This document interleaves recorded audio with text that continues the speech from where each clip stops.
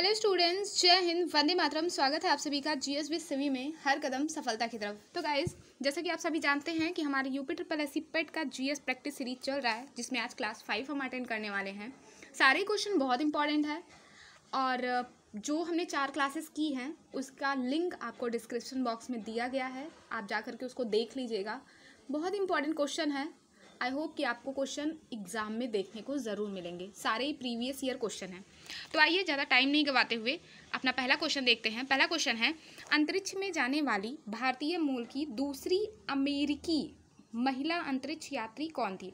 यहाँ भारतीय मूल की दूसरी अमेरिकी महिला यात्री का पूछ रहा है। खाली करंट का क्वेश्चन है, ठीक है, और पेट में पूछा भी जा चुका है लास्ट ईयर के एग्जाम में। तो इसका सही आंसर क्या हो जाएगा? सही आंसर हो जाएगा सिरिसा बांदला। ठीक है, सिरिसा बांदला जो है वो अंतरिक्ष में जाने वाली भारतीय मूल की दूसरी अमेरिकी महिला अंतरिक्ष यात्री हैं। और अंतरिक्ष में जाने वाली भारतीय मूल की जो पहली अमेरिकी महिला अंतरिक्ष यात्री थी, उनका नाम क्या था? उनका नाम था कल्पना चावला, जिनकी अनफॉर्चुनेटली डेथ हो गई थी। ठीक है, चलिए आगे चलते हैं, दूसरा क्वेश्चन देखते हैं। दूसरा क्वेश्चन क्या कह रहा है? माउंट एवरेस्ट पर प्रथम बार चढ़ाई किस वर्ष की गई थी। तो इसका सही जवाब क्या होगा? सही जवाब होगा 1953। ठीक है, कब की गई थी? 1953 में की गई थी। ठीक है, वर्ष 1953 में माउंट एवरेस्ट पर प्रथम बार चढ़ाई किसने की थी, ये भी तो क्वेश्चन पूछ सकता है। तो किसने किया था? एडमंड। ठीक है, किसने किया था? Edmund Hillary. और दूसरे कौन थे? दूसरे व्यक्ति उनके साथ थे जिनका नाम था शेरपा तेंजिंग। तो एडमंड हिलेरी और शेरपा तेंजिंग ने सबसे पहले किया था, है ना। चलिए आगे देखते हैं नेक्स्ट क्वेश्चन। क्वेश्चन नंबर 3 है, पूरा विश्व होलोकॉस्ट शब्द को विशेष रूप से निम्नलिखित में से किस देश के साथ जोड़कर देखता है। सही आंसर क्या हो जाएगा? सही आंसर हो जाएगा जर्मनी। आइए जानते हैं इसके बारे में कुछ। तो जो होलोकॉस्ट शब्द है ये मुख्य रूप से कहाँ का शब्द है? तो ये जर्मनी देश के साथ जुड़ा है। किस देश के साथ? जर्मनी देश के साथ जोड़कर देखा जाता है। और क्यों? क्योंकि हिटलर द्वारा द्वितीय विश्व युद्ध के दौरान विभिन्न माध्यमों से यहूदियों का नरसंहार करना, है ना, यहूदियों का जो नरसंहार किया गया था उसे होलोकॉस्ट कहा जाता है। ठीक, इस युद्ध के दौरान नाजियों ने लाखों यहूदियों की हत्या कर दी थी, जिसे होलोकास्ट कहा गया। तो होलोकास्ट किससे जुड़ा है? ये जुड़ा है जर्मनी से। ये एक जो क्वेश्चन है ये पूछा जा चुका है। किसमें पूछा गया है? तो यूपी ट्रिपल एससी के सम्मिलित अवर अधीनस्थ सेवा में पूछा जा चुका है। चलिए आगे चलते हैं, नेक्स्ट क्वेश्चन देखते हैं। क्वेश्चन नंबर 4 क्या है? ट्राफलगर स्क्वायर विश्व के किस शहर में स्थित है। तो इसका सही जवाब क्या होगा? सही जवाब हो जाएगा लंदन। ठीक है, कहाँ पे स्थित है? लंदन में। और जो ट्राफलगर स्क्वायर है ये केंद्रीय लंदन यानी कि जो सेंट्रल लंदन में स्थित है, एक चौक है। क्या है?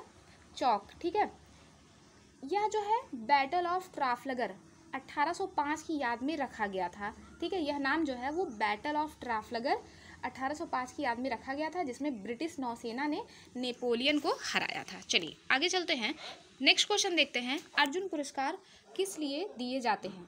तो इसका सही जवाब क्या होगा? सही जवाब हो जाएगा कि जो अर्जुन पुरस्कार होते हैं ये खेल के क्षेत्र में उत्कृष्ट प्रदर्शन के लिए दिया जाता है ना।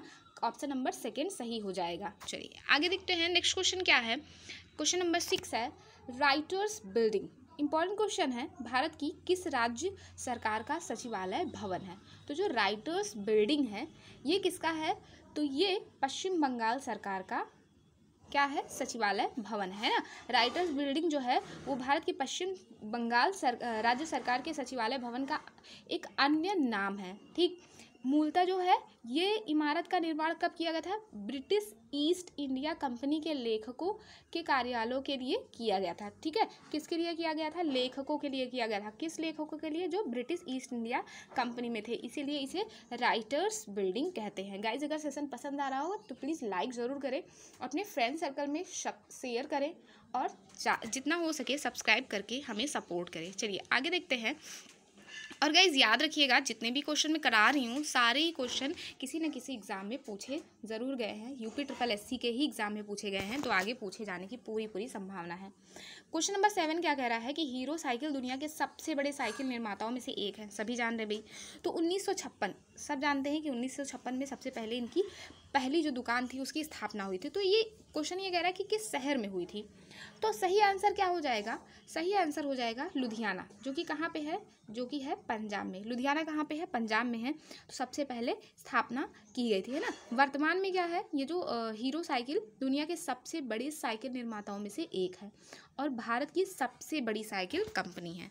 आगे चलते हैं, नेक्स्ट क्वेश्चन देखते हैं। क्वेश्चन नंबर 8 क्या कह रहा है, वर्ष 1950 में निम्नलिखित में से किस फल को भारत के राष्ट्रीय फल के रूप में अपनाया गया था। भाई सब जानते हैं कि हमारा जो आपका अपना सभी का प्यारा आम जो है वो क्या है, भारत का राष्ट्रीय फल है ना।